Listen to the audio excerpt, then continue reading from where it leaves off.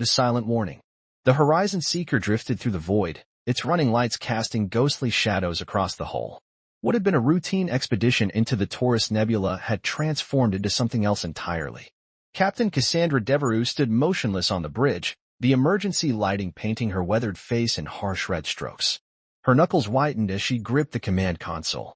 "Status report," she demanded, her voice cutting through the eerie silence. Lieutenant Prescott looked up from his terminal, sweat beading on his forehead. Life support at 43% and falling. Communication arrays disabled. Engine core offline. We're running on auxiliary power, but that won't last more than 20 hours.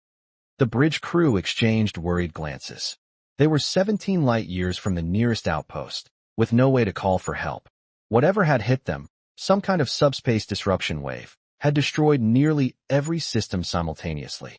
"Keep trying emergency channels," Cassandra ordered. Someone must be listening. She turned to face the view screen, which showed only static. The Horizon Seeker was a research vessel, not a warship. They had been mapping quantum distortions in this uncharted region when everything simply stopped. No warning, no hostile vessels, just complete system failure.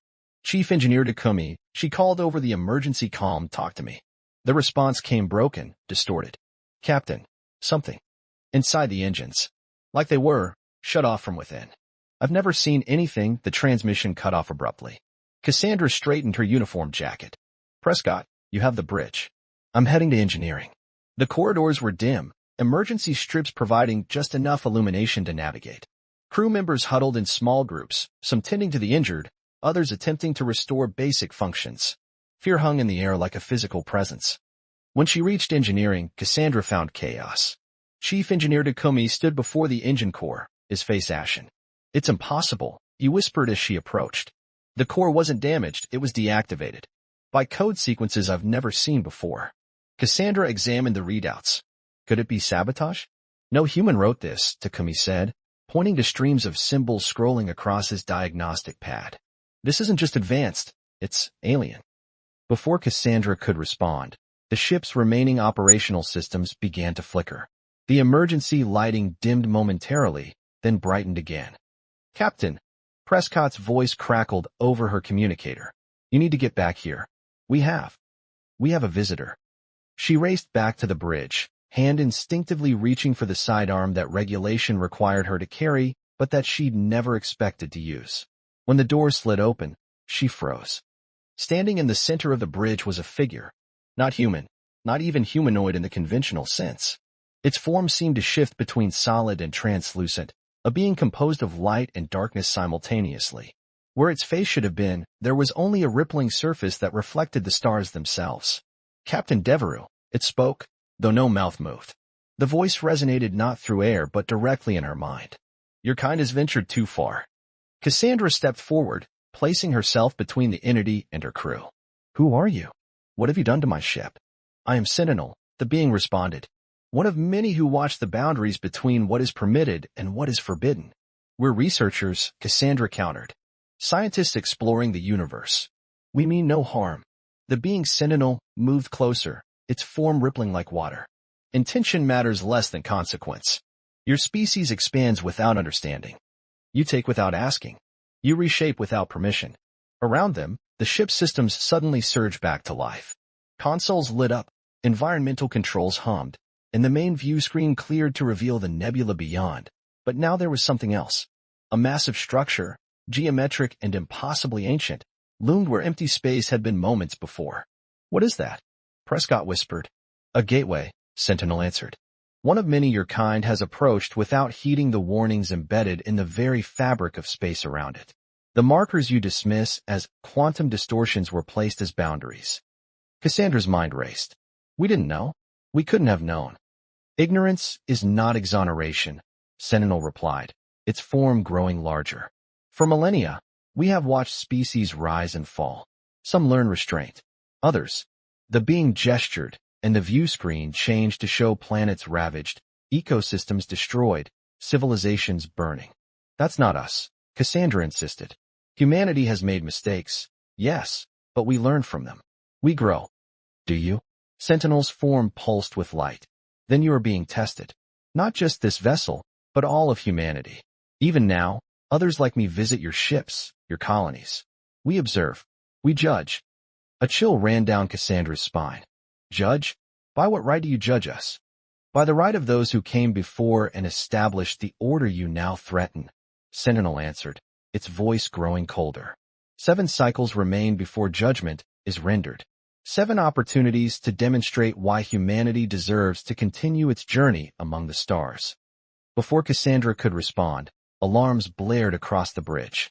Lieutenant Prescott called out, Captain, we're receiving distress signals, dozens of them, from across human space. Other ships, outposts, they're all reporting the same phenomenon. Sentinel's form began to fade. Remember, Captain, you are not just speaking for yourself or this vessel. You speak for your entire species. As the entity vanished, the bridge fell silent. The weight of understanding settled over Cassandra like a physical burden. This wasn't just about saving her ship anymore. This was about saving humanity itself. She turned to her communications officer. Open a channel to Earth Command. Priority Alpha. Tell them. She paused, the full enormity of the situation hitting her. Tell them we're being watched. Tell them we're being judged. And tell them we have 7 days to prove we deserve to exist. Around her, the bridge crew stared in stunned silence as the stars outside seemed to dim, as if the universe itself was holding its breath. Messengers of Judgment. The Emergency Council chamber at Earth Command Headquarters had never felt so small. Admiral Harlow Reynolds paced the length of the holographic table, his weathered face illuminated by the projections of 37 disabled vessels scattered across human space. Each one marked with the same designation, Contact Event.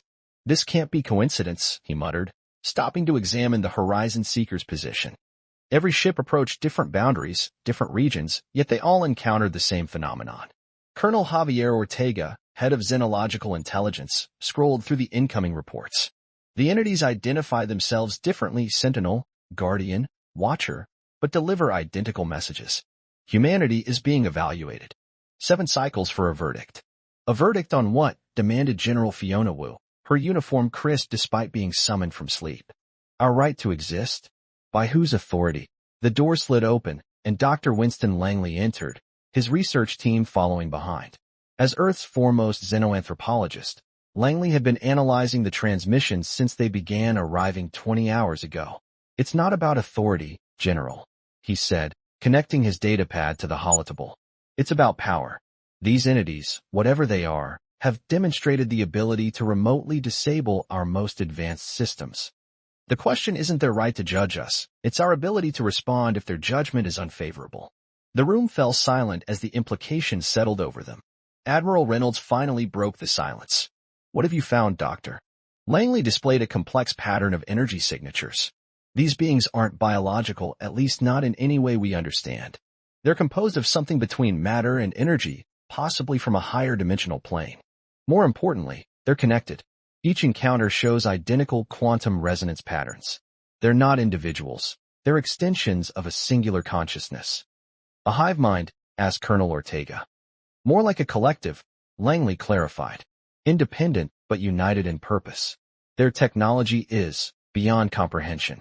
The way they manipulated our ship's systems suggests they understand the fundamental fabric of reality differently than we do. General Wu leaned forward. Can we fight them? Langley's laugh was hollow. With what? Weapons that they can deactivate? Ships they can shut down? This isn't a military problem, General. Then what do they want? Reynolds demanded. To see if we're worth saving, Langley said simply. History is filled with advanced civilizations encountering less developed ones.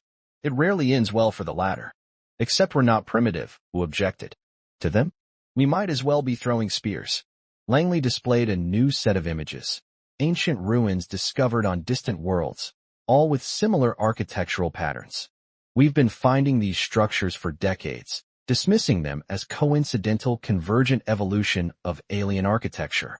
I think they're markers, boundaries, placed by whatever civilization these entities represent. Reynolds' communicator chimed. He answered quickly, his expression darkening. Understood. Secure the channel. He looked up at the others. Captain Devereux from the Horizon Seeker is making contact. The holotable flickered, and Captain Cassandra Devereux's face appeared, her eyes shadowed with exhaustion. Admiral, she acknowledged. I've been communicating with our visitor. There's more to this test than we initially understood. Aboard the Horizon Seeker, Cassandra stood in her private quarters, away from the anxious eyes of her crew. After Sentinel's departure, the ship's systems had remained operational but changed. New data streams flowed through their computers, information beyond their technological understanding. They're not just watching our actions, she explained to the Command Council. They're measuring our response to knowledge. Sentinel has granted us access to their historical archives, records of civilizations they've encountered before. And Admiral Reynolds prompted. Most failed their test, Cassandra said grimly. Species that expanded too quickly, consumed too greedily, or responded with violence when confronted. The entities erased them, not out of malice, but preservation. They protect something greater than any single species. Dr. Langley leaned forward. The boundaries. The gateways. What are they? Transit points, Cassandra replied, to regions of space governed by different physical laws. The entities call themselves custodians. They maintain the boundaries between dimensional planes. Humanity hasn't just been exploring space. We've been approaching doorways we don't understand, with technologies that could destabilize realities beyond our own. So this judgment, Colonel Ortega interjected, it's to determine if we're responsible enough to exist alongside these gateways? Not exactly, Cassandra's voice lowered. It's to determine if we can be trusted not to open them. Lieutenant Prescott worked feverishly at his station, translating the alien database Sentinel had left behind. Each file revealed civilizations that had risen and fallen, some peacefully integrated into a cosmic community, others obliterated when deemed threats. I think I've found something, he called to Chief Engineer Takumi. Look at the evaluation criteria. Takumi examined the complex symbols. It's measuring sustainability, resource consumption? No, that's not quite right. Balance, said a quiet voice. They turned to find Dr. Freya Okafor, the ship's xenobiologist, studying the screen. They're measuring equilibrium between technological advancement and ethical development. Species that develop weapons before wisdom fail the test. Prescott's shoulders slumped. Then we're doomed. Earth's history is written in blood and conquest. But that's not all we are, Freya countered. For every war, there's been healing. For every atrocity, acts of profound compassion. Takumi rubbed his temples. How do we prove that to beings who can switch off our technology like a light? We don't prove it with technology, Freya said firmly. We prove it with choices. Across human space, other encounters unfolded in similar patterns. On the colony outpost of New Titan, Governor Hector Mendoza faced a guardian that materialized inside the habitat dome. At the mining station orbiting HD 85512b, Director Layla Johnson found herself defending humanity's resource extraction protocols to a watcher who appeared in the refinery core. Each encounter, each conversation, became part of the collective trial. The custodians observed not just the words spoken, but the actions taken under pressure. Did humans resort to threats when afraid? Did they offer violence when challenged? Did they lie when confronted with their mistakes? Back on Earth, panic began to spread as news leaked despite Command's efforts at containment. Religious groups declared the end times. Conspiracy theorists pointed to government cover-ups. Military hardliners demanded immediate weapons development against the perceived threat. Admiral Reynolds watched the mounting chaos with growing concern. If this is truly a test of our character, he told his council, then how humanity responds to fear may determine everything. Colonel Ortega's communicator pulsed. His expression grew grave as he listened to the incoming message. Admiral, he said after disconnecting, we have reports of a human research vessel opening fire on one of the entities. The Santiago outpost near Proxima Centauri. Reynolds closed his eyes briefly. Casualties? The entity was unharmed, Ortega replied. The Santiago has gone silent. All 400 crew members, they're just gone. One ship's actions won't condemn us all, General Wu insisted. Won't it? Dr. Langley questioned. If these beings are truly judging our species as a whole, can we afford even a single act of aggression? As the argument intensified, a communication officer burst into the chamber. Admiral, priority message from the Horizon Seeker. Captain Devereux reports that Sentinel has returned. On the holodeck, Cassandra's image reappeared. Behind her stood the shimmering form of Sentinel, its starlit presence dominating the frame. When it spoke, its voice resonated through Earth Command's speakers with unnatural clarity. Your time grows short, it announced. Already some among you choose violence. Others choose wisdom. We are watching all. The final judgment approaches. The transmission cut off abruptly, leaving Earth's leaders staring at empty space while a question hung unspoken between them. How do you save a species from itself? The collective trial. Fire alarms blared across the lower decks of the Horizon Seeker as Cassandra raced through smoke-filled corridors. The explosion in the weapons locker hadn't been an accident. Security Officer Vaughn had attempted to arm a tactical warhead, convinced they could destroy Sentinel if it returned. Report. Cassandra demanded into her comm unit, ducking under a hanging power conduit. Lieutenant Prescott's voice crackled back. Fire suppression active in sections 12 through 14. 3 injured, being treated in medical. Vaughn is contained in the brig. And our visitor? Cassandra asked, dreading the answer. Still here, Prescott replied grimly. On the observation deck. Watching. When Cassandra arrived, she found Sentinel hovering near the viewport, its form rippling as it studied the firefighting efforts through the ship's internal sensors. The entity turned as she entered, stars swirling across its featureless face. Violence, it said simply. Even now. Cassandra approached slowly. One man's fear, not our collective will. We stopped him. Others of your kind make similar choices across your territory, Sentinel responded. Already 3 of your military vessels have attempted attacks on my kindred. None succeeded. None survived. Cold dread settled in Cassandra's stomach. How many have died? Death is your concept, Sentinel replied. Those who chose violence have been removed from the equation. Approximately 1,200 individuals across your territories. Removed. Cassandra stepped closer. What does that mean? Where are they? Elsewhere. The entity's form pulsed. What matters is not their fate, but why they chose as they did. Your species stands divided. Some counsel patience and understanding, others demand aggression and dominance. Cassandra took a steadying breath. That's what makes us human. We're not a hive mind. We debate, we disagree, we struggle with our nature. And which nature will prevail? Sentinel asked. That is what we measure. In the command center beneath Geneva's Lake District, Colonel Marcus Fletcher studied the global response metrics on his monitor. As head of Earth's Xenological Response Division, a department whose existence had been theoretical until 7 days ago, he now coordinated humanity's collective defense. Not with weapons, but with evidence. Project the latest submissions, he instructed his team. The holographic display filled with thousands of data points, each representing a documented example of human compassion, scientific achievement, artistic expression, environmental restoration, or peaceful cooperation. The Global Unity Council had put out an emergency call for humanity to demonstrate its worthiness, and the response had been overwhelming. Dr. Esther Park, the team's cultural anthropologist, highlighted a cluster of submissions. These are particularly compelling. The Mars famine response of 2119, when Earth diverted critical resources to save the dying colony despite Earth's own shortages. Or the Grand Pacification Treaty, when 7 nations voluntarily surrendered territorial claims to preserve the last pristine ocean ecosystem. Fletcher nodded. And the counterpoints? We need to be honest about our failings. Dr. Park swiped to another dataset. Corporate exploitation of exoplanet resources, continuing conflicts over ideology, wealth inequality, species extinction rates. It's all here. We're not hiding anything. Good, Fletcher said firmly. If these custodians can read our systems, they'll know if we're lying. Honesty may be our only chance.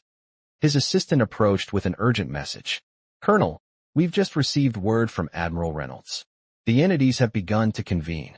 They're gathering at coordinates across human space, forming some kind of linked network. Fletcher checked the countdown timer on his wall display. 19 hours remaining. It's time, he said quietly. Send everything we've gathered to the Horizon Seeker. Captain Devereux needs to make our case. Aboard the mining station at HD 85512B, Director Layla Johnson stood before her assembled crew. Behind her, through the reinforced viewport, an armada of shimmering vessels had appeared. If vessels was even the right word. They resembled geometric patterns folded through dimensions that hurt the human eye to observe. The custodians are gathering, she announced. Not just here, but at 36 locations across human space. Whatever judgment they're reaching, it's happening now. Engineer Porter raised his hand. What do they want us to do? Nothing, Johnson replied. They want us to be exactly who we are. The question is, who are we? When facing extinction, do we beg? Do we fight?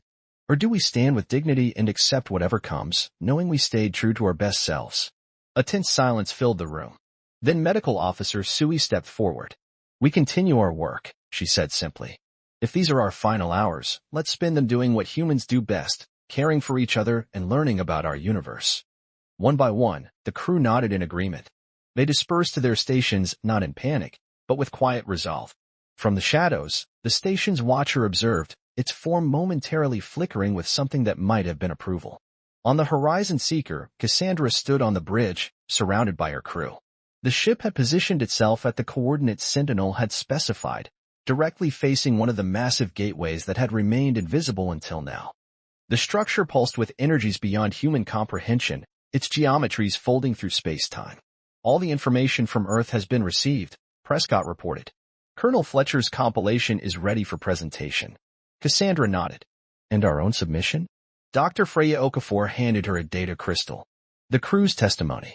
Every person aboard recorded their thoughts, not just about this encounter, but about what it means to be human. No scripting, no coaching, just honest reflection. Before Cassandra could respond, the view screen flared with light. Sentinel appeared, but changed, its form now interconnected with countless others of its kind, a vast network of consciousness stretching across the visible universe. The time has come, the unified voice announced. We have observed. We have measured. We have deliberated. Cassandra stepped forward. Before you render judgment, will you hear our final statement? Speak, the collective consciousness responded. We've prepared extensive evidence of humanity's achievements and failures, Cassandra began, but in the end, that's not what defines us. What makes us human is that we try. We fall, we learn, we rise again. We're not perfect. We're still evolving, still growing. She activated the crew's recordings. Hundreds of voices filled the bridge, scientists, engineers, medical staff, each speaking their truth about humanity's journey. We don't ask for special treatment, Cassandra continued as the testimonies played. We don't claim to be better than other species you've encountered. But we do ask for the chance to continue becoming better versions of ourselves. The collective consciousness pulsed with energy, absorbing the recordings. For several minutes, there was only silence. Then Sentinel's voice spoke alone. Throughout the cosmos, we have encountered many civilizations. Some achieved technological greatness but moral bankruptcy.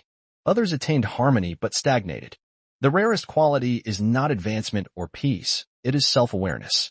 The massive gateway began to glow, its edges defining themselves more clearly against the void. Humanity stands at a crossroads, Sentinel continued. You possess the potential to transcend your limitations or to spread your conflicts across the stars. We have deliberated on your nature, and we have reached our verdict. The bridge crew held their breath. Across human space, on ships and stations and colonies, millions waited for a judgment that would determine everything. You will continue, Sentinel announced. Not because you are worthy, but because you understand that worthiness must be earned. The gateways will remain closed to your kind, not forever, but until you have demonstrated the wisdom to use what lies beyond them. Relief swept through the bridge. Cassandra steadied herself against a console. There is a condition, Sentinel added. We will remain, watching, not as judges, but as guides. When humanity is ready to take its next step into the greater cosmos, we will know. Until then, you must learn to be stewards of what you already possess. As the entity spoke, the massive fleet of custodian vessels began to fade from normal space, not departing, but shifting to some perceptual layer just beyond human senses. Present, but unseen, Sentinel's form lingered last. Remember this moment, Captain. Remember what brought you to the edge of extinction, and what saved you from it. With those words, the entity vanished. The gateway dimmed, becoming once again invisible to human instruments. But now they knew it was there. They all knew. Cassandra turned to her crew, seeing in their faces the dawning understanding of their new reality.